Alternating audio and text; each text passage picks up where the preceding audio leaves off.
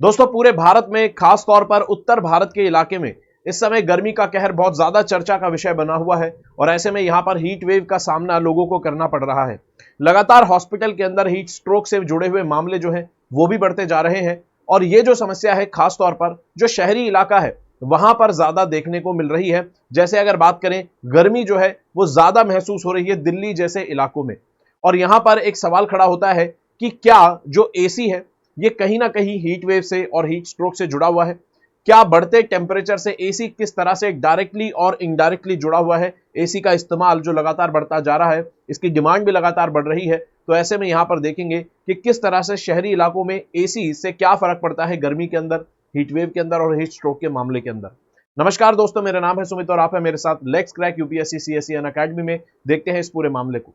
अगर यहां पर बात करें तो आप देखते हैं जैसे जैसे गर्मी बढ़ रही है, एसी की, कूलर की और जो ठंडी ड्रिंक्स हैं उनकी डिमांड भी लगातार मार्केट के अंदर बढ़ती जा रही है।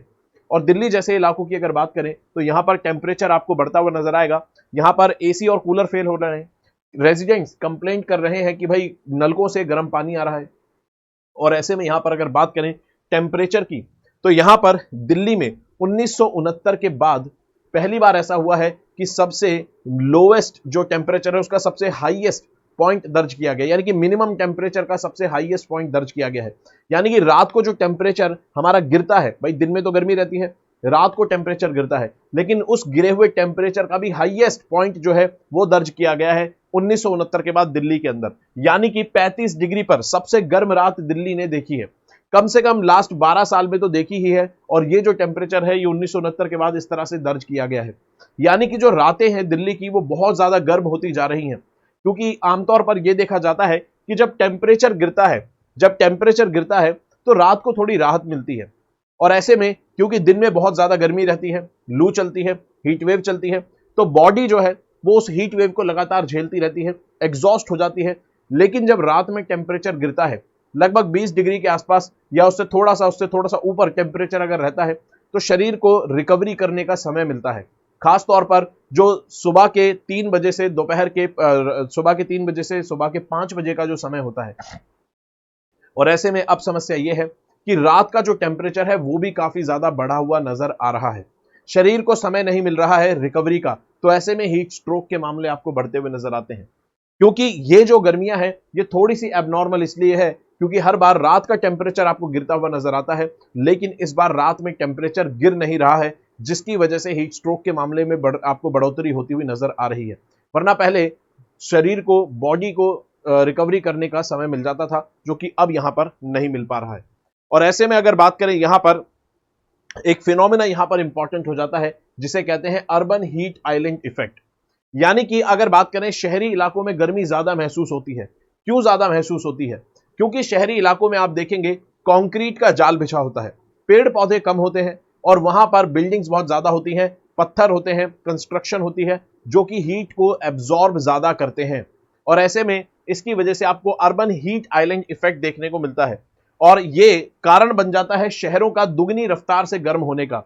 जितनी ग्लोबल वार्मिंग आपको पूरी धरती पे देखने को मिल रही है, धरती का टेम्परेचर जिस स्पीड से बढ़ रहा है ग्लोबल वार्मिंग की वजह से, शहरों का जो टेम्परेचर है उससे दुगनी रफ्तार से बढ़ रहा है। ये अर्बन आइलैंड हीट इफेक्ट की वजह से हो रहा है, जिसके अंदर आपको बेसिकली देखने को मिलेगा कि एक तो कंक्रीट का स्ट्रक्चर है, उसके अलावा गाड़ियां चलती हैं, फैक्ट्रीज होती हैं, बहुत सारी चीजें होती हैं। इनकी वजह से, बिल्डिंग्स, गाड़ियों की वजह से यहां पर हीट आपको शहरों में ज्यादा देखने को मिलती है। अब अगर यहां पर बात करें इसमें एसी का क्या रोल है, तो आप कह सकते हैं कि एसी अर्बन हीट आइलैंड का ही एक तरह से आप उसमें कंट्रीब्यूट करने वाला एक फैक्टर है। एसी जो है वो क्या करता है? एसी तीन तरीके से आप कह सकते हैं कि गर्मी को बढ़ावा देता है। और डायरेक्ट जो तरीका है वो तो यह है कि भाई एसी जब आप चलाते हैं तो उसका जो बाहर एग्जॉस्ट लगा होता है वो हीट रिजेक्ट करता है, यानी कि लगातार बाहर वो गर्म हवा छोड़ता रहता है। और इससे क्या होता है? इससे यह होता है कि जब शाम का समय होता है, रात का समय होता है, जो टेम्परेचर गिरना था, अब वहां पर कई लाखों एसी आपके शहर के अंदर रात में चलने लग जाते हैं। और रात में वो जो लाखों एसी चल रहे होते हैं वो हवा के टेम्परेचर को ठंडा यानी कि कम होने नहीं देते हैं। और ऐसे में यहां पर रात का जो टेम्परेचर है वो आपको बढ़ता हुआ नजर आता है। तो कई लाखों एसी चलते हैं जिसकी वजह से रात का टेम्परेचर गिरता नहीं है। और अगर यहां पर आंकड़ों की देखें तो कहता है कि दिल्ली के अंदर सिर्फ 12% के आसपास घरों में ही आपको एसी देखने को मिलता है। ठीक है, सॉरी, भारत के अंदर अगर बात करें तो कहता है कि 12% घरों में ही आपको एसी देखने को मिलता है। लेकिन ये 12% घरों का जो कंजम्पशन है इलेक्ट्रिसिटी का वो लगभग 38% है। और बताया जाता है कि गर्मियों के अंदर जो एसी रेफ्रिजरेशन का जो पावर कंजम्पशन है वो पूरे पावर कंजम्पशन का 50% के करीब तक भी पहुंच जाता है, क्योंकि फिर उसके अंदर हम जो ऑफिसेज के अंदर जो सेंट्रलाइज्ड कूलिंग होती है वो सब भी उसके अंदर काउंट होगी। तो ऐसे में अगर बात करें, कहता है 12% हाउस होल्ड जो है भारत के अंदर लगभग 38% आपको देखने को मिलेगा 38% बिजली का इस्तेमाल यहां पर कर रहे हैं। और ये जो आंकड़ा है ये आपको देखने को मिलेगा, ये आंकड़ा आपको यूनियन पावर मिनिस्ट्री यानी कि सरकार का आंकड़ा आपको देखने को मिलता है। अब अगर बात करें यहां पर, ये तो है डायरेक्ट कारण कि एसी जो हीट रिजेक्ट करता है और इतनी भारी मात्रा के अंदर पावर कंजम्पशन करता है, तो उसमें आप देखेंगे कि भाई यहां पर हीट रिजेक्ट लगातार होता है, टेम्परेचर बढ़ता है हवा का। यह है डायरेक्ट तरीका जिसकी वजह से एसी से गर्मी बढ़ती है। इनडायरेक्ट तरीका जो है दूसरा वो ये है दोस्तों कि क्योंकि एसी बहुत ज्यादा पावर कंजम्पशन करता है, तो एसी जितना पावर कंज्यूम करेगा, जितनी बिजली की खपत करेगा एसी, उतना ज्यादा देश के अंदर बिजली को पैदा करना पड़ेगा। और भारत के अंदर लगभग 50% इलेक्ट्रिसिटी अभी भी कोयले से पैदा की जाती है। लगभग 50% इलेक्ट्रिसिटी भारत में अभी भी कोयले से पैदा की जाती है। तो ऐसे में जब आप कोयले को जलाएंगे, कोयले को जब आप जलाएंगे तो गैसेस निकलेगी, कार्बन डाइऑक्साइड का एमिशन होगा, और कार्बन डाइऑक्साइड का एमिशन जितना होगा उतना ही ग्रीन हाउस गैस इफेक्ट आपको देखने को मिलेगा। यानी कि ग्लोबल वार्मिंग के अंदर कंट्रीब्यूट करने वाली गैस होती है कार्बन डाइऑक्साइड, और ग्लोबल वार्मिंग के अंदर यहां पर कंट्रीब्यूशन मिलेगा, ग्रीन हाउस गैस इफेक्ट देखने को मिलेगा, जिसकी वजह से सराउंडिंग का एवरेज टेम्परेचर आपको बढ़ता हुआ नजर आएगा। और ऐसे में अगर बात करें तो आप देख सकते हैं भारत के अंदर ज्यादातर जो बिजली के प्लांट चलते हैं उसके अंदर आप देखेंगे कि भाई कोयले का इस्तेमाल करके बिजली को प्रोड्यूस किया जाता है। इसके अलावा अगर बात करें यहां पर एसी इंडस्ट्री में ग्रोथ कितनी है, यानी कि एसी भी अब बिक रहे हैं तो उसकी डिमांड बढ़ रही है। तो ऐसे में यहां पर आप इस आंकड़े से देख सकते हैं, यहां पर जो डाइकिन के सीएमडी हैं, ठीक है, डाइकिन एक एसी बनाने वाली कंपनी है जो बताती है कि इन्होंने एक्सपेक्ट किया था कि यहां पर लगभग 15 से 20% जो है वो ग्रोथ देखने वाले हैं 2024-25 के अंदर, लेकिन सिर्फ जून के अंदर लगभग ये 25% ग्रोथ यहां पर देख सकते हैं। तो यानी कि जून के अंदर एसी की कूलिंग की बहुत ज्यादा डिमांड आपको देखने को मिलती है, और मेन कारण है इसके अंदर हीट वेव। इसके अलावा जो एसी रिपेयर और सर्विस करने वाले जो बिजनेसेस हैं उसके अंदर भी भारी मात्रा के अंदर बढ़ोतरी हमें देखने को मिलती है। तो ऐसे में अगर बात करें यहां पर एसी की डिमांड बढ़ रही है, एसी के साथ साथ पावर कंजम्पशन बढ़ रहा है।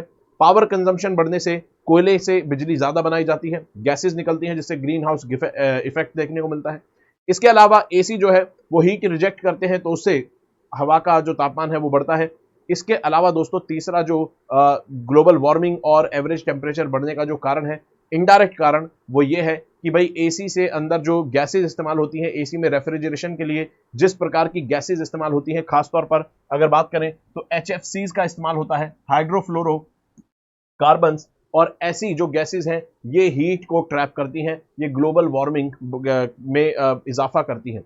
तो ऐसे में अगर बात करें तो इनडायरेक्ट तरीके से आप देखेंगे पावर कंजम्पशन और यहां से रेफ्रिजरेंट जो गैसेज इस्तेमाल होती हैं इनकी वजह से जो हीटिंग इफेक्ट है वो बढ़ता है। इसके अलावा डायरेक्ट जो हीटिंग इफेक्ट बढ़ता है वो है कि भाई यहां पर लाखों एसी चलते हैं और गर्मी वो छोड़ते हैं। इसके अलावा अगर बात करें दोस्तों आंकड़ों की, डिमांड आगे किस तरह से बढ़ेगी, कैसे चीजें चलेंगी, तो यहां पर देख सकते हैं, कहता है कि भाई यहां पर इंडिया कूलिंग एक्शन प्लान जो कि सरकार ने 2019 में रिलीज करा था, इसका आंकड़ा कहता है कि भाई 2018 से 2038 के बीच में भारत की जो डिमांड है कूलिंग की, यानी कि जो एरियाज को ठंडा करने की, कमरों को, रूम्स को ठंडा करने की जो डिमांड है ये 11 टाइम्स आपको बढ़ती हुई नजर आएगी। 11 टाइम्स, 11 गुना बढ़ जाएगी 2018 से 38 के बीच में।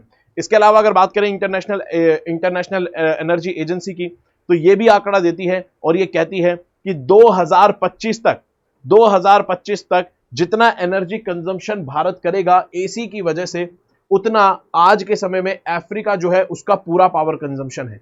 मतलब 2050 के अंदर भारत सिर्फ एसी से इतनी पावर कंज्यूम करेगा जितना आज पूरा अफ्रीका पावर कंज्यूम करता है। तो आप देखिए भारत के अंदर ये एक सबसे बड़ा मेजर फैक्टर बनने वाला है पावर कंजम्पशन के मामले में, यानी कि एसी की डिमांड, कूलिंग स्पेसेस की जो डिमांड है, ये भारत के अंदर सबसे बड़ा एक एनर्जी कंज्यूमिंग सेक्टर बनने वाला है। और ऐसे में बताता है कि भारत को लगभग अगर बात यहां पर करें तो लगभग इसकी वजह से 30% आपको एमिशन देखने को मिलेगा भारत की तरफ से। ठीक है, तो यहां पर बहुत जरूरत है कि भारत के अंदर सस्टेनेबल तरीके से कूलिंग पर ध्यान दिया जाए, क्योंकि लगातार एसी की डिमांड बढ़ती जाएगी तो उससे गर्मी तो वैसे भी बढ़ेगी, साथ में पावर कंजम्पशन भी बढ़ेगा, जो कि दोनों ही भारत के एनर्जी टारगेट्स के लिए अच्छे नहीं है। ठीक है, चलिए अब अगर दोस्तों यहां पर बात करें, ये एक बहुत अच्छा क्वेश्चन है, इसको अटेम्प्ट करेंगे, कमेंट बॉक्स में इसका जवाब देंगे। कहता है which of the following is not a natural refrigerant used in cooling system, यानी कि चीजों को ठंडा करने के जैसे एयर कंडीशनिंग सिस्टम्स होते हैं, उसके अंदर कौन सी इनमें से ऐसी चीज है, कौन सा ऐसा मटेरियल है जो कि यहां पर नेचुरल रेफ्रिजरेंट नहीं है। ठीक है, नेचुरल रेफ्रिजरेंट नहीं है, यानी कि ज्यादातर इसमें से आपको नेचुरल रेफ्रिजरेंट देखने को मिलेंगे। कमेंट बॉक्स में इसका जवाब देंगे। और दोस्तों आगे बढ़ने से पहले इंपॉर्टेंट जानकारी, जैसा कि आप जानते हैं 2025 की तैयारी अगर आप कर रहे हैं या आपकी जानकारी में कोई भी कर रहा है तो उसको बता सकते हैं कि भाई अनअकैडमी यहां पर ऑफर लेकर आया है आप सभी दोस्तों के लिए, जिसमें 24,999 में आप तैयारी कर सकते हैं अनअकैडमी के साथ। सिर्फ 24,999 में, यानी कि सिर्फ लगभग 25,000 रुपए में आप अनअकैडमी के साथ यहां पर तैयारी कर सकते हैं। और ऐसे में यहां पर आपको मेंटोरशिप मिलेगी, लाइव क्लासेस मिलेंगी, मटेरियल, स्टडी मटेरियल मिलेगा, सब कुछ यहां पर मिलेगा, टेस्ट सीरीज का एक्सेस मिलेगा, और वो भी तीनों ही प्रकार के मीडियम्स में। आप अगर बाइलिंगुअल तरीके से तैयारी करना चाहते हैं तो उसके लिए भी आपको मंजिल बैच मिलेगा। अगर आपको इंग्लिश मीडियम में तैयारी करनी है तो अचीवर्स बैच आपको मिलता है, और यहां पर आपको हिंदी मीडियम से तैयारी करनी है तो लक्ष्य बैच आपको देखने को मिलता है। इन तीनों में ही आप एनरोल कर सकते हैं सिर्फ 24,999 में। कोड लगाना होगा दोस्तों SMK लाइव। ठीक है, अगर आप SMK लाइव कोड लगाएंगे तो यहां पर आप एनरोल कर सकते हैं। इसके अलावा 2026 के बैचेस भी लॉन्च हो चुके हैं, तो इसकी भी आप यहां पर इसमें भी जुड़ सकते हैं। और अगर यहां पर आपको 2026 की तैयारी करनी है, 1-on-1 मेंटोरशिप मिलेगी, प्री और मेंस की टेस्ट सीरीज मिलेगी, स्टडी मटेरियल वगैरह सारी चीज मिलेगी दोस्तों। कोड लगाना होगा SMK लाइव। ठीक है, चलिए इसके अलावा 2024 के अगर मेंस आपकी जानकारी में कोई दे रहा है या आप दे रहे हैं तो उसके लिए भी आप यहां पर देख सकते हैं कि अनअकैडमी एक प्रोग्राम लेकर आया है, जहां पर आपको आंसर राइटिंग करवाई जाएगी, आपके आंसर्स को इवैल्यूएट किया जाएगा, आपको क्विक रिवीजन मटेरियल्स दिया जाएगा, गाइडेंस दी जाएगी, सिर्फ 9,999 के अंदर। अगर इसमें एनरोल करना है तो भी दोस्तों कोड लगाना होगा SMK लाइव। इसके अलावा दोस्तों आइकॉनिक सब्सक्रिप्शन के अंदर नए फीचर्स ऐड कर दिए गए हैं, जैसे कि AI बेस्ड आपका आंसर इवैल्यूएशन होगा, क्विक रिवीजन मटेरियल मिलेगा, ये सारी चीजें। ठीक है, और एग्जिस्टिंग फीचर तो आपको मिलेंगे ही। कोड लगाना होगा दोस्तों SMK लाइव। ठीक है, इसके अलावा दोस्तों यहां पर ऑप्शनल्स जो है, हर प्रकार के ऑप्शनल्स हैं, इनमें भी आप एनरोल कर सकते हैं, चाहे PSIR हो, सोशियोलॉजी हो, ज्योग्राफी हो, कोई सा भी ऑप्शनल हो XYZ, आप इसके अंदर एनरोल कर सकते हैं। कोड लगाना होगा लेकिन SMK लाइव। ठीक है, चलिए तो ये था दोस्तों पूरा सेशन, और आई होप इसके अंदर अगर वीडियो अच्छी लगी तो वीडियो को लाइक करेंगे, चैनल को सब्सक्राइब करेंगे दोस्तों, पढ़ते रहेंगे, अपना ख्याल रखेंगे। जय हिंद दोस्तों।